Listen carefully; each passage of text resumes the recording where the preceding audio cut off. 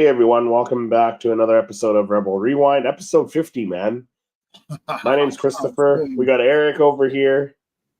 Yeah, big 5-0, right? Yeah, man, that's wild.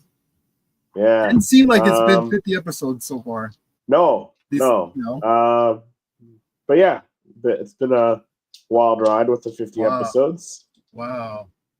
Soon enough it'll be 100. I know. Pretty crazy. So how are things? Everything is okay, man. Everything on your end. Doing good. Still kind of slowly losing my voice a little bit.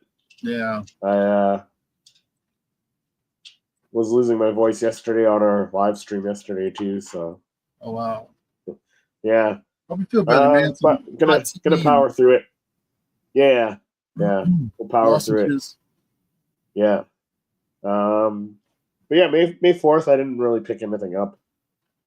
Same here, man. I mean, there was so much, like they were like dropping up a little bit. Part of the rapid fire news, some of the drops that they've been doing for May 4th, but so many good things. Commander Cody helmet and 212th helmet. I think that came out. So like I love helmets, so I kind of want to add some more to my collection, but I'm running out of space. Yeah. Well, before we get into the rapid fire segment, what did you think of Andor last night? Oh boy, right? Dude, that is something else, man. Like, well, we can go more in depth. Amazing. We can go more in depth a little later. Yeah, dude, I thought it was the best 3 episodes. For sure. Yeah. The total contrast for episode, and that's what I've noticed. Episode 1, 2, 3 was really slow. Yeah. 4, 5, and 6 was picking up better. Pace. Yeah. These 3 episodes. Yeah. So like the last 3 are gonna be like full speed ahead, right? Yeah. So the last one is next week, right? Yeah. Crazy. Yeah, 10, 11, 12. And then we're done. Yeah. Wow. Yeah. But let's do our rapid fire segment. All right. So rapid fire segment. All right, for the rapid fire news today, Polish inventor Tomasz Patan has created something called the Volonaut air bike, a flying motorcycle that looks striking like the speeder bike. You can sit in and you can fly at the speeds of 125 miles per hour. Imagine. I would love that for Houston traffic. That's crazy. You can have your own droid counterpart with the special edition Star Wars cargo carry robot from Piaggio Fast Forward. It's equipped with an array of cameras, sensors that allow the droid to identify and follow its user while traversing your surroundings easily. I think thought that was pretty cool. Tales of the Underworld released on May 4th. Asajj ventures a former assassin pleads with a new ally while Cad Bane confronts his past when meeting an old friend turned marshal. Yeah. What did you think of those? I thought the story was slow, but they were really good stories. Really good stories. I enjoyed it. I like the Cad Bane story better myself. Yeah. Like the Asajj Ventress one, it started strong with the first episode, but then the other 2 episodes kind of I expected more. So but I mean it's been like that for the last 2 seasons even as well. So Tales of the Empire, I think the Barriss Offee story was better than the Morgan Elsbeth, and then for Tales of the Jedi, I think the Dooku stuff was better than the Ahsoka stuff. Yeah, Dooku was Ahsoka was okay, but this opens up the doors for more Asajj Ventress stuff, and she had talked about the actor, the voice actor, talked about it, and then what's pretty cool is that she, they were asking her if she would have loved to do a to do the live action. She said, "Yeah, I'd love to do that," but she had brought up another person's name. Do you remember? I know. Yeah, I saw that. Angelina Jolie. Yes. Right. That's perfect. I think she's onto something. Right. Yep. She's got the face structure and everything. All right. So lastly, May the 4th came and went, and so many new Black Series helmets. Like, for example, the Death Trooper helmet from Rogue One, 212th Clone Trooper helmet, Commander Cody helmet. Also, Droid Factory Star Speeder 1000 replica comes with the R2, D2, and C3PO figure, Black Series Luke Skywalker and Leia Shadow of the Empire 2-pack figure, all new TVC figures and Lego ships and Lego helmets. So that's it for the rapid fire segment for this evening. So, if you want to talk about any of these like Legos, you said you're about some. Yeah, Lego. I am gonna get the Lego eventually. Like I wanted to get it on May 4th, and I was like, you know what? No, I should wait. I got, like I mentioned before we went live, I got Niagara Falls Comic Con coming up at the end of the month, so I'm trying to be good there. So I'll get the Lego later. Like, I mean, I do like the little figures. You can buy them at conventions for like $1, $2. Yeah, little figures, which is pretty cool. But I do want to get the Star Wars logo, Lego set, and then I do want to get the brickheads. So yeah, that's a slippery slope, my friend. I know, man. I know. I'm dipping my toes in, but I'm slowly like submerging in the Lego waters, so to speak. Mm-hmm. So, but let's jump into our first story. All right. Which is about Benjamin Bratt, who was recast as Senator Bail Organa, replaced Jimmy Smits last week, and we saw more of him this week. Which last week, like I totally agree with what Tony Gilroy did. He spoke about bringing him in, getting the conversation out of the way, like replacing him, and then this week we saw more of him, and he actually had more to say, and now we can discuss like his acting in it and the character in it itself. So I think that was a good way of doing it. Was it as jarring this time seeing him?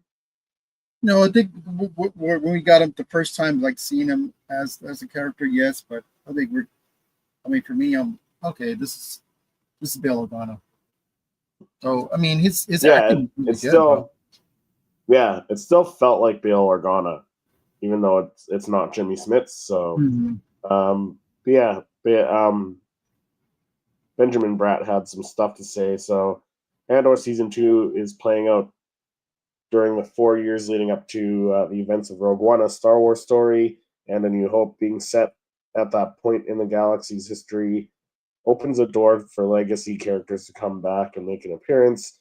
So while the Disney Plus series doesn't feature any Jedi or Sith, Darth Vader doesn't appear, but Senator Bail Organa returned last week in the 6th episode, and then he comes back again. I think he was in all 3 episodes at some point this week. So, Jimmy Smits was replaced by Benjamin Bratt due to supposed scheduling issues, and I think you mentioned something last week that he might have some health issues too, right? Yeah, that's what I heard. Yeah, so talking to StarWars.com via SFFGazette.com about taking over the role of Princess Leia's father, Bratt said, "I've always known Jimmy to be an incredibly talented actor. He possesses elegance, a natural grace, a goodness, really, and earnestness that this particular character requires. Now that he's excited to take a deeper dive into how Organa went from being a senator to one of the architects of the rebellion, he said, quote, we learned that he's a brilliant strategist and capable of bringing some heat to the degree that is needed," the actor teased. "That's what excited me and drew me into playing the character." He said, "I find the show's writing to be very spare, and yet it's incredibly elaborate," which you and I talked about a little bit before we went live. Like, the writing in this show is just incredible. The acting is fantastic. It says exactly what you need to say to get the essence, the truth of the scene conveyed on the page, even with the foregone conclusion that the tragedy awaits our heroes. It keeps you hopeful. Tony's story reminds you almost every episode that the human spirit cannot be extinguished. That's the essence of good storytelling. We as a species have survived for millennia living on the stories we tell about ourselves. Mm-hmm. And at the end of the day, if the human story is not moving you, then we're not doing our job. I love that. I love that quote. And that's what it essentially is. What Andor's the story is. It's moving. Like wow, this is wow. This is great stuff. Yeah. So Andor showrunner Tony Gilroy recently confirmed that Smits had to be replaced due to scheduling issues and credited Lucasfilm President Kathleen Kennedy for coming up with the idea of casting Bratt, which I think it's a good replacement. Like even though it's not Jimmy Smits, he looks similar enough. Like he has that Bail Organa look, just different facial structure. Mm-hmm. So I think he looks close enough to be a Bail Organa. So Andor sets the clock back 5 years from Rogue One, which we all know. So here's the image from, I think it was last night's episode in the Senate there. So yeah, I thought he did a really great job, and I think Benjamin Bratt was a good choice. What did you think? Yeah, I think he dropped the first SH word on Star Wars, as far as I know. Yeah, he was when he was talking to Mon Mothma, but yeah, great acting, man. He picked up the ball and ran with it. He made it his own. In the essence of Bail Organa, of Jimmy Smits, brings into the character. The only thing is that to me, of like his heft, he doesn't have the heft, but he's got the acting chops and he's doing a phenomenal job as Bail Organa. And like I said, like he still has that Bail Organa look. Like he just looks a little more slender than like you said. He doesn't have that. Yeah, he doesn't carry his weight on screen like Jimmy Smits. But it's a good version. You know what? I think it's now because we got two actresses playing Mon Mothma. We have the older actress, and then we got Genevieve O'Reilly playing her on both ends of Return of the Jedi. Like it's the same thing. It's no different than that. Mm-hmm. So yeah, but at the same time, now that opens things up. Like if they were to replace Luke Skywalker with, say, Sebastian Stan, right? That's a nice little tie-in from my next. Nice little segue into your story there. Yes. Right. All right. So Mark Hamill wants Sebastian Stan as a new Luke Skywalker. Yes. Fresh story for this evening. So John, this is a little bit long of a story, but we'll just kind of like break it down into segments. So John Mania, Sebastian Stan's stunt double, has revealed that Mark Hamill wants Stan as a recasted Luke Skywalker for Star Wars Lucasfilm. He has always been wary of recasting characters, blaming Han Solo recast on Solo Star Wars story box office failure. The debate on recasting legacy characters has recently resurfaced, though, after Andor recasted character of Bail Organa due to original actor Jimmy Smits not being available. So now Sebastian Stan's stunt double has told Cantina Talk that Mark Hamill himself supports a popular recast, that Stan would be a great young Luke Skywalker. Hamill also discussed the idea with Stan, and he apparently loves the idea. Stan himself is weary of taking over while the classic actor is still in its role. As Denis explained when he asked about the idea of the recast, he says, do you know how many conversations he and I had about this? Literally, there's been a moment that I'm sure you've seen the picture of you as Luke Skywalker. He then told me, Mark and I have actually talked about this. Not anything official on Star Wars level of Star Wars, but Disney level of Star Wars. But I guess Mark Hamill has been like, he's a fantastic actor. Let's let him do it. But then Sebastian, being as awesome as he is, he's like, Mark is still doing the job. So let's scroll down a little bit further. He says, Mark Hamill wants Sebastian Stan to play. Oh, that's not where I wanted to be. So it's no surprise to hear that Nania had talked about this with Stan. This recast has been a popular one for years. We've talked about it. He said, what's exciting, though, is to hear that Mark Hamill himself is in favor of that. Hamill has supported Luke Skywalker in the past, despite returning twice for The Mandalorian Season 2 and the Book of Boba Fett through some incredible, sophisticated CGI technology. I mean, that alone could, I mean, but I think what they're talking about is like recast, like this is the new. Yeah. With no CGI or anything like that. But yeah. So it still kind of goes on, but I think for the most part, so many people are down with the idea of Sebastian Stan because he's such a good actor. But towards the end, it doesn't sound as though a recast is in the works in this time. So Nania seems to believe that Lucasfilm isn't calling. He says that's a shame, but to be fair, Stan is going to be pretty busy for a while now with the Avengers. Doomsday has begun filming. Well, this means that he probably won't have the time for Star Wars. Still, we still can have hope for Lucasfilm to make that call. So I think if they were to do recasting, I couldn't think of another actor that would. No, and you know what? It's the same as the Bail Organa casting. Like, I'd be fine with it. It's a different actor. He has a similar enough look to Mark Hamill, right? Yeah. Like very similar in this case. So I'd be fine with it. And he's busy with Marvel right now, but say in like 3 years when they start maybe thinking about doing Dave Filoni's like Star Wars Endgame movie that's going to be coming out in like 2029, 2030, something like that, then he should be available, right? Yeah, and he'll be an older actor. A little bit older. You bring him in. You bring him in to play Luke Skywalker because Luke Skywalker's got to be around when they're facing off against Thrawn, right? Yeah. And so you got to have Luke Skywalker, and I feel like that would be the cheapest option is to bring in another actor and just recast Luke Skywalker rather than trying to do all the CGI and stuff like that. Yeah. So it makes sense to me. And Mark Hamill himself is okay with with him, right?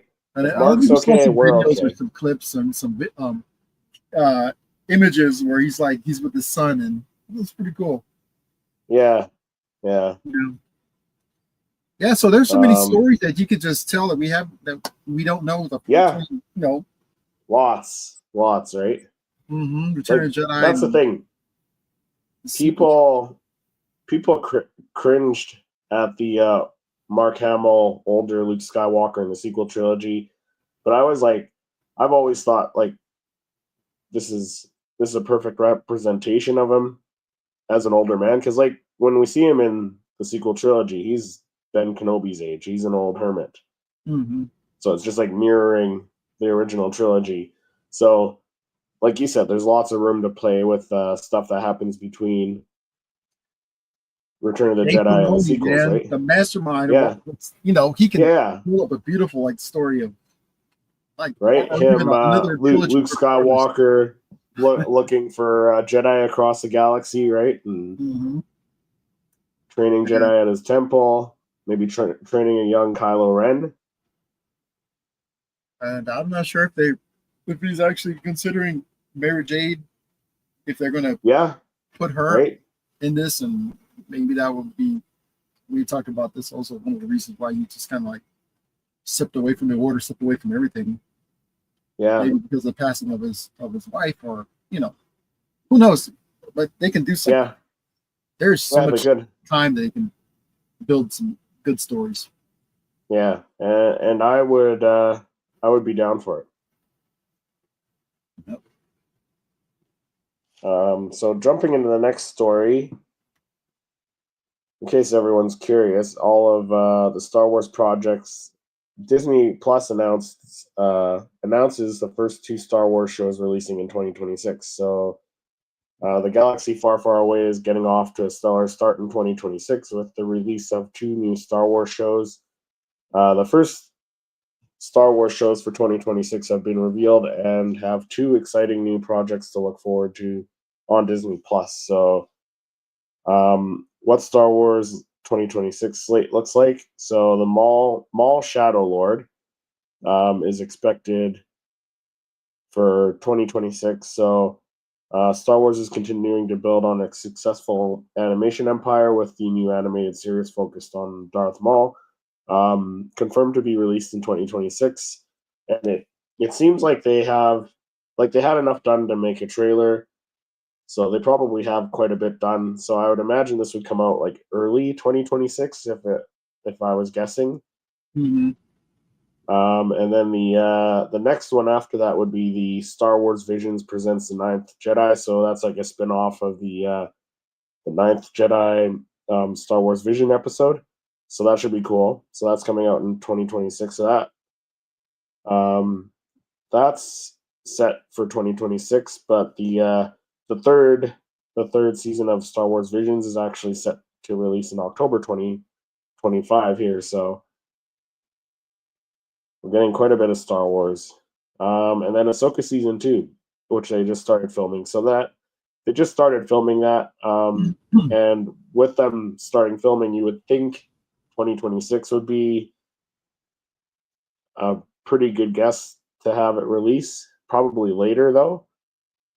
Yeah. And then the Mandalorian Grogu comes out, like that's already done. So that comes out in May 2022 or May 22nd, 2026. So it kind of makes sense that Maul would come out before Mandalorian and Grogu, and then Ahsoka season 2 would come out after. Mm-hmm. Is my guess. What are your thoughts? Yeah, I think they're. I guess they're. When you plan it out, I guess it'll work all out. Work all out. I just feel like it's gonna be forever to Ahsoka season 2 to start. I mean, to actually get it, start to watch it, because it's like you're barely filming now, and then you go through the process of editing and all that stuff. It's gonna be a long wait. Yeah, for sure. It'll be a little bit of a wait. So yeah, I'm thinking like late 2026 for that. So like fall kind of thing. So yeah, no, I mean the samurai the Ronin project. That's one I can't wait to see some more of his story. Yeah, because that's supposed to be happening. I don't know when that's supposed to be coming out. I don't think we got confirmation when, but 2026 is shaping up to be a good year, though. Yeah. Dude, 2025 is this year's. Even 2025, yeah. The last bit of 2025. Cool Star Wars stuff, yeah. Right? So, good time to be a Star Wars fan. Yes, sir. All right, so we'll go on to my second story. For Star Wars, The Last Order officially announced our first sequel to Rise of Skywalker. So we're finally learning that what happened to your favorite characters, as well as we know the sun will rise tomorrow. We know that there will be plenty more Star Wars project releasing in the near future. After all, we already know that Daisy Ridley will be reprising her role as Rey in the upcoming New Jedi Order movie. But let's talk about some of the other characters from the sequel trilogy. So we're according to some recent announcement, John Boyega, Finn, and Naomi Eckes Jannah will be returning, courtesy of the first new novel set after the events of the Star Wars: The Rise of Skywalker. It's been 6 years since The Rise of Skywalker left us with more questions than answered, but hopefully this upcoming release will shed some light on what's happening to Finn and Jannah after the event of the movie. Written by bestseller author Kwame Mabalia and set to be released October 21st, this upcoming novel from Penguin Random House takes place after the fall of the First Order.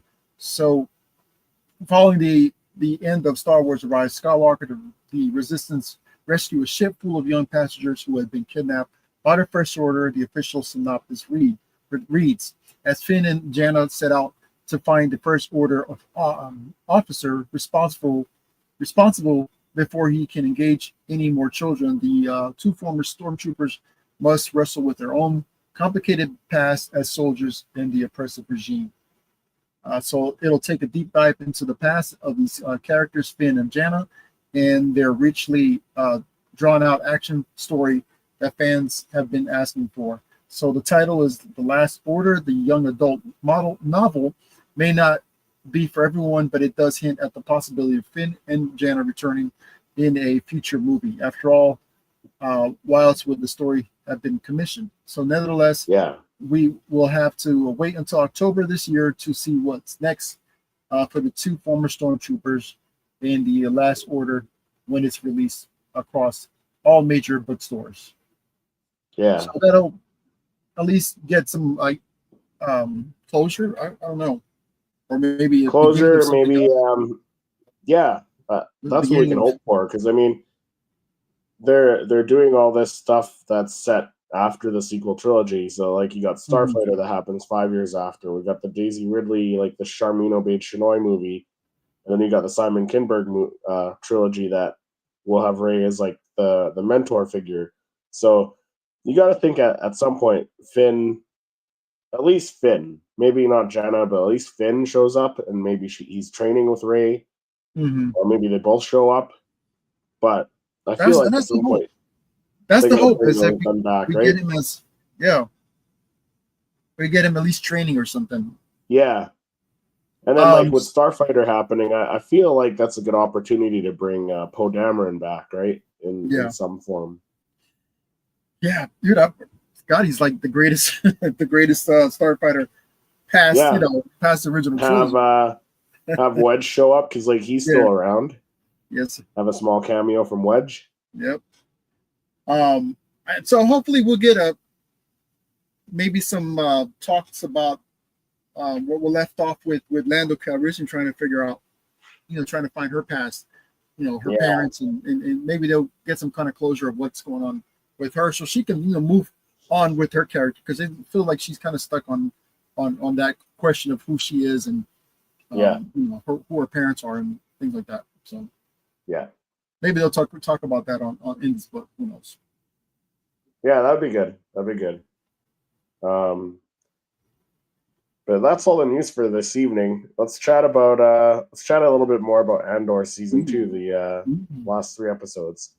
So, like I said, best 3 so far. Oh yeah, for sure. But like so much happened. We revisited like straight off the bat in episode 7. We revisited Yavin, and now it's got like they're working on building the base. They got some ships there. They got camps set out in the jungle there. Crazy to see Yavin like this. Yeah. So like we had the rebelling factions prior to that. What, it was a year before, and now they actually have something established. Feels more like feels like Gavin. It feels like we get on the original trilogy. And we saw the one guy from Rogue One. I don't know what he was, a general or a captain or whatever. Oh yeah. Forgot his name. Yeah. Oh. But like he showed up. He told Cassian, if you leave, without our permission, you might not be welcome back or whatever. His line was there, right? So then we saw a lot more of Gorman. We saw the Gorman massacre, which is crazy. Yeah. Like that Gorman went through 2, like, I don't even know how to describe it. Like, just like disgusting events like that, where like all the citizens of Gorman were killed, like 2 massacres. It's crazy. First you get Tarkin with the ship landing on, and then this getting gunned down in the street, and dude, it was wild. And it was wild to see that who was behind it. It was like it was a sniper that started the whole thing. Yeah, it was all set up by the Empire. Yeah, shooting one of his own. That was wild. But yeah, I mean, sometimes that stuff, like, man, this is like based off of like some, seemed like real stuff. But yeah, it was real gritty, man. You felt real that. Gritty, real dark. Yeah. And then the stuff with Cyril was great. Yeah, Deidre, wow. Yeah, she's all in, and And that's why I thought it was going to be her that was going to, say this. Well, this ain't right, and Cyril. No, but it was Cyril who was like having doubts. Yeah. He was like, "Yeah, this isn't." I mean, you could tell that Dedra was having she was guilty about the whole thing. Mm-hmm. Like she didn't want everyone to die like that. But she just powered through it. I'm like, okay, well, this is what I guess I have to do to get what I. Cyril was like, "Yeah, this isn't right." But then we got the confrontation after all this time, after season 1, we got Cassian versus Cyril. He's like, okay, I'm not okay with what's going on with the Empire, but I remember you. I gotta finish. I'm gonna take you out. Finish this off. Yeah, I gotta finish this off. I've been hunting you for so long. I gotta finish this off. And unfortunately, Cyril met his demise. Yeah. Right? So. Oh yeah, he just. Crazy. I thought that was a pretty cheap shot though by the the other guy, but still. Yeah. Yeah, that's crazy. So many Gormans died. It seemed like I can't remember what the numbers they said, but it was a lot. Yeah. Yeah, no, that was pretty cool how they had the KX droids or the KX droids, KX droids, yeah, security droids. Wow, they had them all in the room, just like not yet until they put the order out there to go finish this off. Dude, how menacing they were. Yeah, and they're strong. Yeah, that was like. You see them they kicked that barricade and the barricade went flying into that guy. Yes. Yeah. Yeah, it's pretty crazy. Yeah, I'm not sure how eventually leads into Cassian taking the one damaged droid back to Yavin, and then you and I discussed it. You thought it was going to be B2 EMO getting his essence or his programming or whatever transferred into that body. I was like, no, it doesn't seem like it. But you're right. The one thing you and I agreed on, it had to happen this story arc for them to have that bond. Yeah, we see in Rogue One, because that's not just a year of working together. That's at least 2 years. So they gave us that at the end of the last episode, right at the very end. So when we go jump ahead a year, they're forming that bond. They're working together a little bit, right? So yeah. No, I enjoyed seeing that. To bond with somebody that close, you have to have some of that time. That's why I thought, I was like, well, it's got to be in this series. I thought it was going to be more towards the middle of episode. That's what I thought too. Right. Yeah. Got it towards the end. I'm happy they did it. It made sense where they put it, because it's at the end of this whole battle when they finally let these droids out. And it happens at the perfect time. Bix decided to go off on her own and actually start fighting for the rebellion, but she couldn't do that when she was with Cassian, because Cassian wanted to give up the fight for Bix. Yeah. So Bix is now gone. Maybe we'll see her next episode. Who knows? But Cassian loses one companion and then gains the second companion now, right? With K2SO, right? So it's kind of worked out well that way. Yeah, but I thought that's kind of messed up how you left B2MO. You just deserted him. Yeah, where is B2EMO then? No, where's he hanging out? I don't even know if we saw. Did we see him last week when they were on Coruscant? When they were in the safe house? I don't think I've seen him. I don't think we saw him since the first week. Yeah. What happened to B2? Yeah, I know.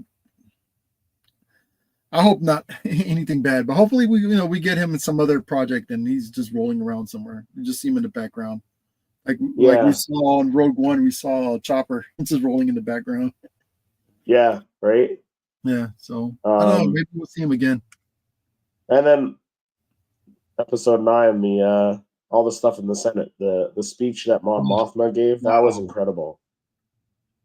Yeah, The whole setup from Bail Organa, right? And the espionage, and how much they were they knew she was giving this speech. They knew kind of like the Empire knew which way she was kind of like what she was planning to say. So they're like, you know what, we're taking her out after she does her speech. Yeah, we're gonna have two people take her, and that's it. We're gonna have her executed, which is crazy. So yeah, this was a powerful. That just goes to show, like you stand up against the Empire, you know, you're not gonna make it. No. Like it. Yeah, but we got no problem killing senators. Like they took away the senator of Gorman, right? When he after the massacre, they took him away. So I'd imagine he's probably dead. Yeah, we didn't. Oh, and the when the was it the the driver, her driver, yeah. They said that they haven't found him. I kind of like overheard like them talking about, they brought it up in a conversation. He's like, didn't find him. Yeah, like he's like missing or something like that. I was like, yeah, he's goner. Yeah. Yeah, no, it's overall. Yes. So great. Yeah. But so we're kind of left off at we're gonna have that time jump again. K2SO now his companion, the rebellion, it's gonna be right in the mix of the rebellion. So so you would think we would see more Saw Gerrera possibly next week. We should get more Saw Gerrera, his dynamic and his point of view. And then the more subtle, I guess, subtleties of the rebellion. You have the extremists of Saw Gerrera. That should come into play. We may get some of that confrontation of where Saul wants to go with this and where the rebels want to go with this. But maybe we see Bail Organa leaving the Senate and going to Yavin as well. Yeah. So we should get that in those coming episodes. Next 3 episodes. So I think the only footage from the trailer is that we haven't seen is like that shot of Cassian walking with the jacket in through the Yavin base outside. Oh yeah. That wasn't. Yeah, that had nothing to do with the first episode because Yeah, you're right. Yeah, definitely. Yeah, so we haven't seen that clip yet. So, should be interesting. I think you mentioned it earlier or before we started the live stream that each week it got better and better. Like it progressed. Like week 1 was kind of like a slow burn. It was a little bit slow with the wedding and stuff. The next week it picked up a little bit more. This week it picked up incredibly more. So I think like the last 3 episodes are just going to be like full on, like take it to 11, adrenaline pumping, all that stuff. There we go. One in the chat. What's up? Seriously, Star Wars and Fire Speed Review. Fire Speed Review. What's up, Juan? How's it going, man? What's up? Hope you're having a good evening. Thanks for hopping in the chat. Yes, sir. Yeah. Yeah, dude. So how would you rate it? Just like this story arc, or like the as a whole? Yeah, this 3 episodes in all. Yeah, it's a 10 out of 10 for me. 10, yeah, definitely. Yeah, it was last week's was a little bit, Yeah, I would say last week was like an 8. Yeah. Still this good. Was definitely 10. Now, if they were this is a 3. Wow. 3. Wow. Or does it mean 3 out of 5? Yeah, but it was 3 out of 5. Really intense, man. Oh yeah. And so much happened too, right? Yeah. And Cassian's line to Mon Mothma when they're escaping too, like she's like, "Oh, I don't know if I can do this." He's like, "Welcome to the rebellion." Yeah. We should see some more intense scenes. But I thought this the Gorman what happened in Gorman just keeping the list theme with the 3.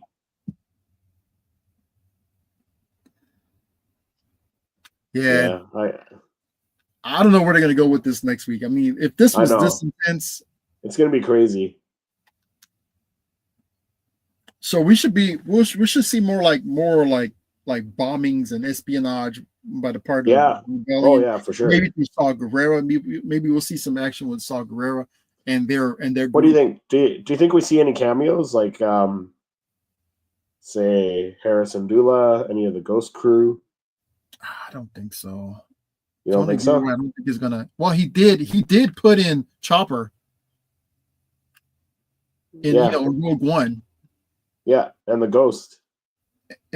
So it's a possibility. I mean they're around. They're part of one of the rebel factions, right? So yeah, who knows? It's a possibility, right? Yeah.